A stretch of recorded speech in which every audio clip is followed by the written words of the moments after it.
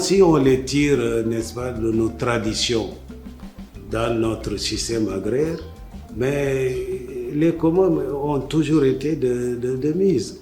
C'est un peu le système moderne qui a essayé de disperser, d'éclater les choses, mais ça, je l'ai déjà expliqué dans ma thèse.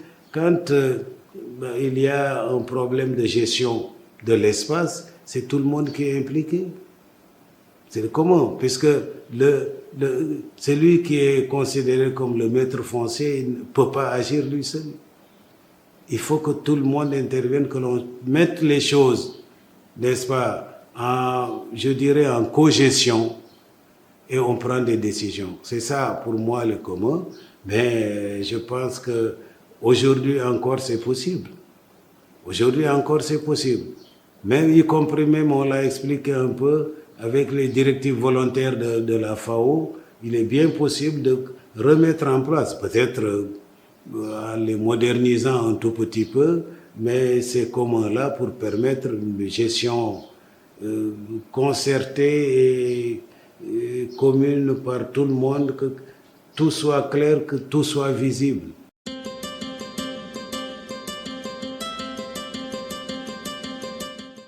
De commun, lorsque je prends le concept de commun, j'ai tendance à voir deux niveaux de commun. Un commun dans le temps et un commun dans l'espace. Si on l'applique aux cultures de décrue, on a une appropriation foncière très stricte des cuvettes de décrue. Et que ça appartenait à des familles qui cultivaient le sorgho, le maïs ou toute autre chose. Mais après la culture, donc c'est privé, entre guillemets, pendant cette période-là. Mais après la culture, il y avait une veine pâture à laquelle pouvait accéder le bétail. Donc ça devenait un commun. Lorsqu'on parle du guéri, bon, les pâturages ne sont pas appropriés. Ils ne sont pas appropriés, mais il y a des règles d'utilisation de ces pâturages-là, comme selon les zones, des règles d'accueil des transhumants.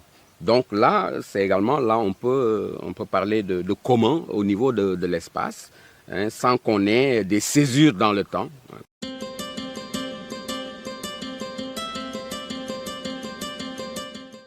Donc, à son avis, la façon dont on peut comprendre le droit foncier qui est aujourd'hui attesté par un papier de délibération, ça ne fait que renforcer leur droit foncier coutumier qui était là. Parce que pour lui, même si aujourd'hui on arrive à travers les communes à avoir une délibération qui atteste que cette terre appartienne, ils font de telle sorte que cette appartenance collective va rester. Parce que chacun ne va pas aller à la commune pour avoir un extrait de délibération qui est individuel. Mais si on sécurise ce droit foncier traditionnel, on le fait à l'échelle de tout le lignage ou bien de toute la famille en remontant depuis les grands-pères et les arrière-grands-pères.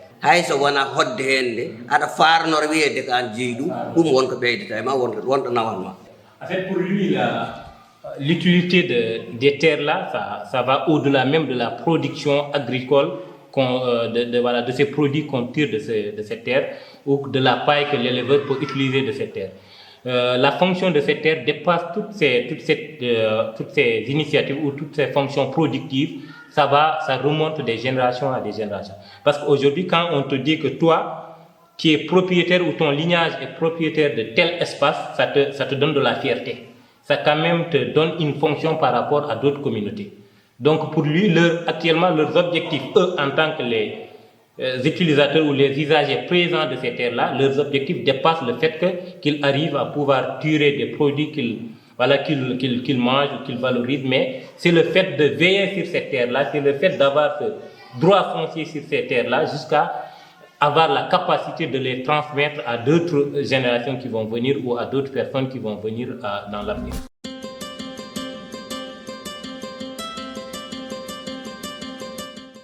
Il faut réfléchir à limiter le morcellement des terres en milieu rural d'une façon générale.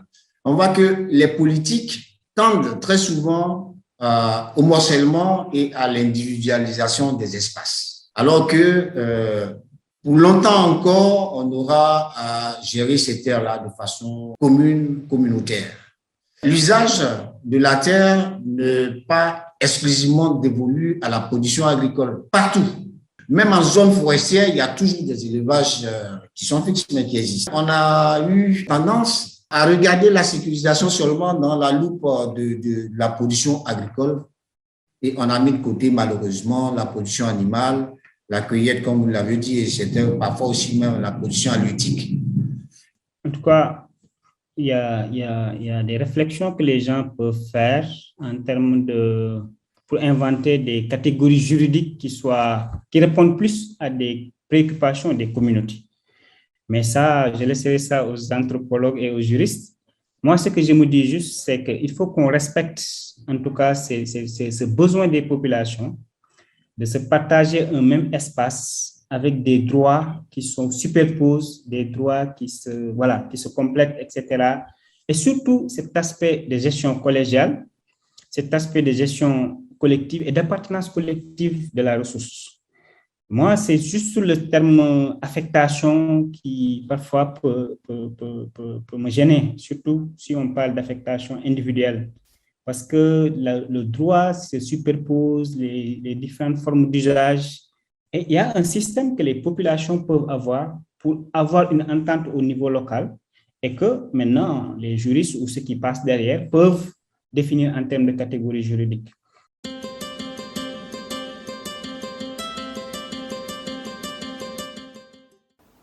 Avoir de la terre